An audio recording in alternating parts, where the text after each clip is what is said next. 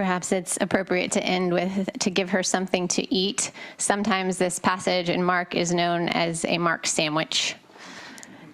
The layer upon layer. We have the first part of the Jairus story, that's the bread, and then the meat of the matter, or the PB&J, or whatever you want to call it on the inside, where someone has the courage and audacity to reach out to Jesus.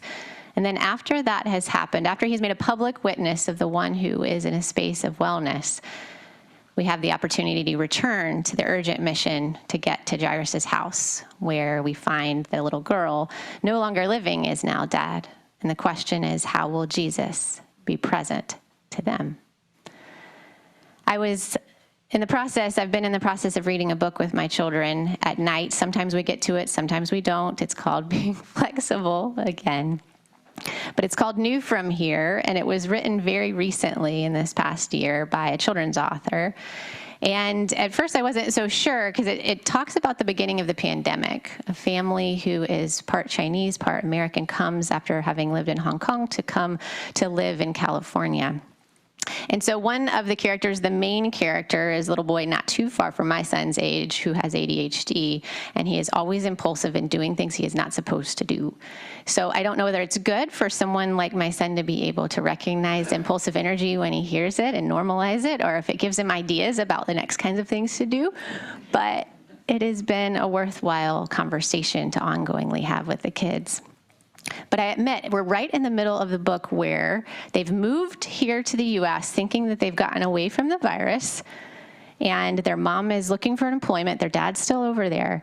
And as they are trying to face the new challenges that are coming, more and more people are wearing masks, and there's a report of the cases that are coming, first in kind of Washington and Oregon, and then they come into California. So right now in the book, it's about to be March.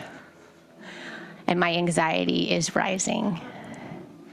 We know what's coming. These kids have just found out that they could be at school with these other kids in California, and they're enjoying being in the classroom together. They're making hand sanitizer out of squishy slime and purple food coloring. But the fact of the matter is that these kids are about to have their worlds rocked yet again.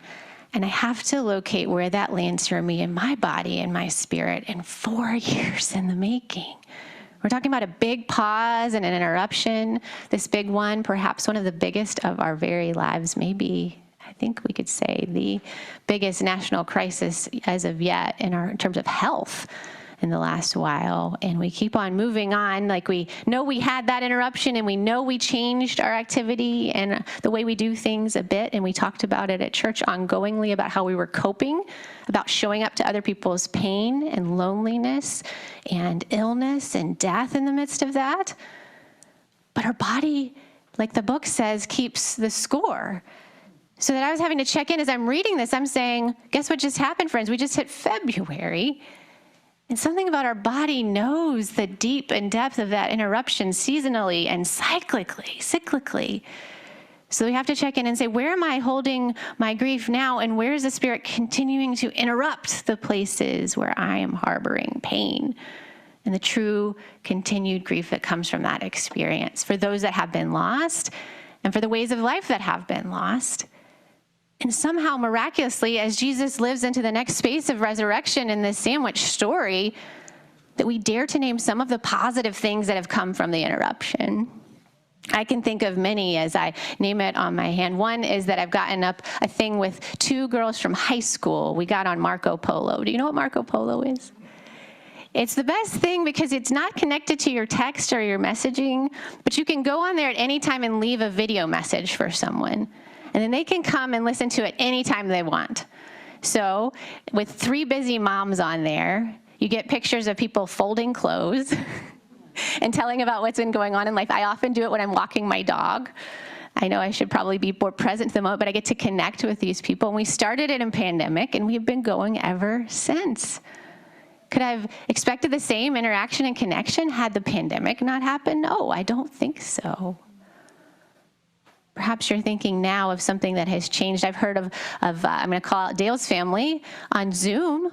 Every week, you get together on Zoom with your family and your siblings in order to connect and check in. That's a pandemic practice that has continued every week since. That big interruption happened, and you chose healing after that by continuing to get together. I'm guessing there are similar things in your story when you think on it, that there are things that are no longer the same. And to honor those things doesn't mean that there hasn't been grief or pain or 12 years of bleeding, friends. It's a part of the story. But to come on the other side of that with Jesus and to expect with Jairus that something else might be happening, as Jesus is pointing to the death he would have, but then also the resurrection. This is a moment, friends, where we check in with our bodies and we say, despite and because of this big thing that happened, this big interruption to all of us, there's still some things we might want to tweak and respond to and change as a result of this temporary life that we have and the opportunity we have to be in connection with one another.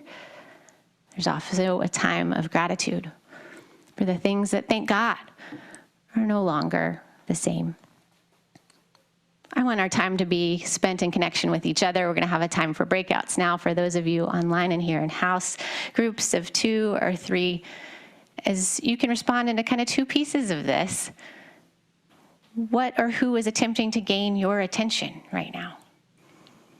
Or where is it, knowing that it's February and almost March, that you need to be connectional with the grief that you bear as it relates to our pandemic or something else that you've been carrying?